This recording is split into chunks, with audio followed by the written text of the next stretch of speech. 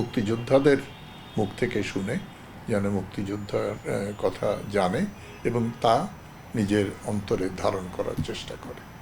1971 সাল, এই মুক্তিযুদ্ধের কাহিনী আমরা জেনেছি বইয়ের পাতায়, কিন্তু আজকে আমরা একটু ভিন্নভাবে জানব।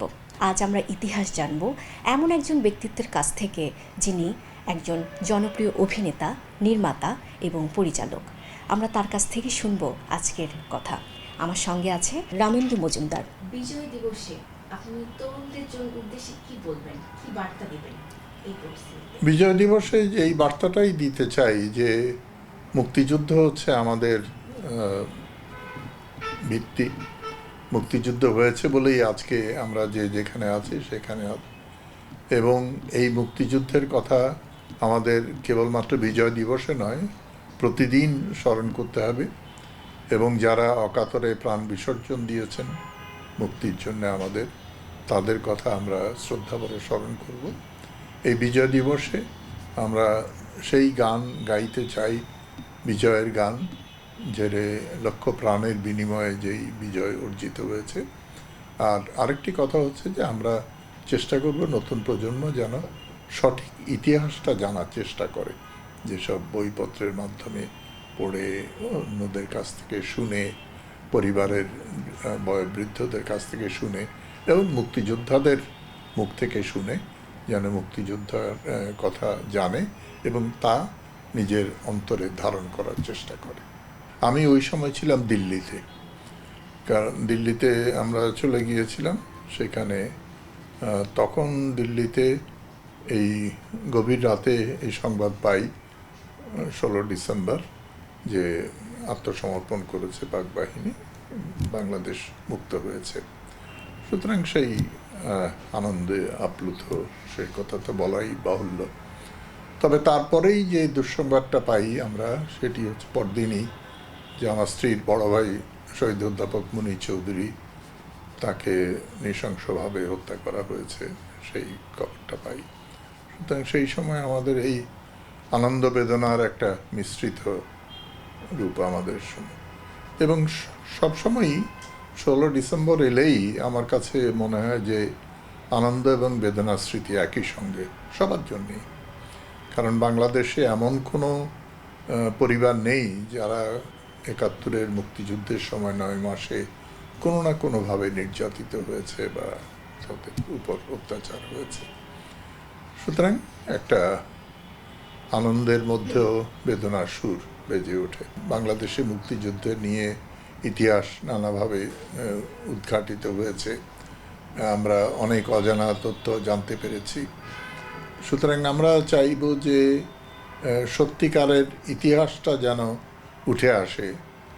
সেটা হচ্ছে যে একদিকে যেমন মুক্তিযুদ্ধে যারা অংশ নিয়েছিলেন তাদের বয়ানে, তাদের বুকের কথার মধ্য দিয়ে, অন্যদিকে যেসব স্মৃতি আছে এখনও বাংলাদেশে, মুক্তিযুদ্ধ জাদুঘর আছে এবং বিভিন্ন জায়গায় গণহত্যার জায়গাগুলো ছড়িয়ে ছিটিয়ে আছে, সব মিলিয়ে আমরা জোড়া দিয়ে আমরা এই স্মৃতিগুলো ধারণ করতে পারি। তার উপরে লেখালেখি প্রচুর আছে, সেগুলো আমরা বেছে নিতে হবে যে সঠিক ইতিহাস যেন নতুন প্রজন্মের কাছে তুলে ধরা হয়, বিভ্রান্তিকর কোনো ইতিহাস যেন ঠাঁই না পায়। অবাধে সংস্কৃতি চর্চা করা মুক্তিযুদ্ধের ফলেই সম্ভব হয়েছে।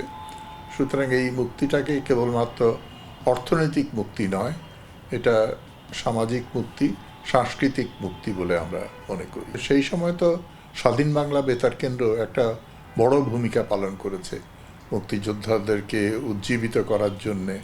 তার উপরে আবার যারা শিল্পী ছিলেন বিভিন্ন মুক্তিযুদ্ধ ক্যাম্পে গিয়ে, শরণার্থী শিবিরে গিয়ে তারা অনুষ্ঠান করে দেখেছেন।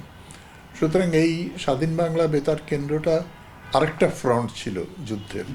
সুতরাং একদিকে যেমন সম্মুখ যুদ্ধে যারা অস্ত্র নিয়ে যুদ্ধ করেছেন তারা ছিলেন, অন্যদিকে যারা গান গেয়ে মানুষকে উদ্বুদ্ধ করেছেন তারাও এক ধরনের মুক্তিযোদ্ধাই তো বটে।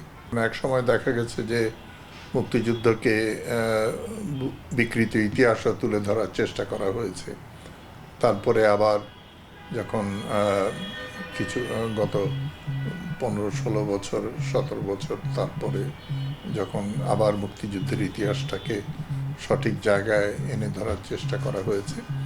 তবে যেটা গত 15-16 বছরের যেটা ভ্রান্তি বলে আমি মনে করি, সেটি হচ্ছে যে বেশি চর্বিত চর্বণ করা হয়েছে, যার ফলে মুক্তিযুদ্ধ সম্পর্কে একটা কিছুটা বিরূপ ধারণা হয়েছে আমাদের তরুণ প্রজন্মের মধ্যে। সুতরাং আমি মনে করি সব কিছুরই একটা মাত্রা জ্ঞান থাকা উচিত, সেভাবে করা উচিত।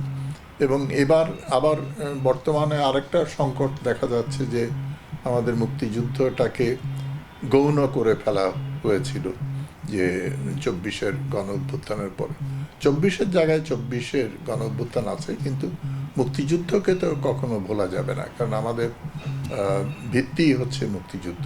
সেটা অবশ্য অভ্যুত্থানকারী যারা আছেন তারা এখন বুঝতে পেরেছেন এবং সেইভাবে কাজ করছেন।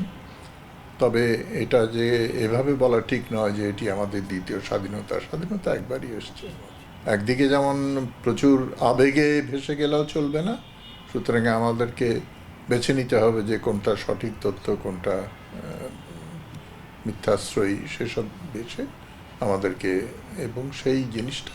আর সবচেয়ে বড় কথা হচ্ছে ডকুমেন্ট প্রদর্শন, যে দৃশ্য মাধ্যমের মধ্যে একটা নানা বক্তৃতা বা বই লিখে যা করা যায় না, একটা ছায়াছবি বা একটা ডকুমেন্টারি অনেক বেশি করতে পারে, কারণ তাদেরকে চোখে আঙুল দিয়ে দেখিয়ে দেওয়া যায় যে এই হচ্ছে মুক্তিযুদ্ধের সেই সময় কারা মুক্তিযুদ্ধের শত্রু, কারা মুক্তিযুদ্ধের মিত্র, সেসব বোঝানো যায়।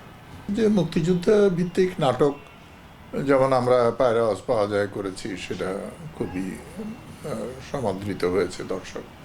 মুক্তিযুদ্ধের নাটক যে সবসময় মুক্তিযুদ্ধের ঘটনা নিয়েই হতে হবে তা নয়, মুক্তিযুদ্ধের মূল্যবোধকে তুলে ধরে নাটক হবে, এবং আস্তে আস্তে যত দিন যাবে তত মুক্তিযুদ্ধকে বিভিন্ন দৃষ্টিকোণ থেকে দেখা হবে এবং সেইটা মানুষের সামনে তুলে ধরা হবে।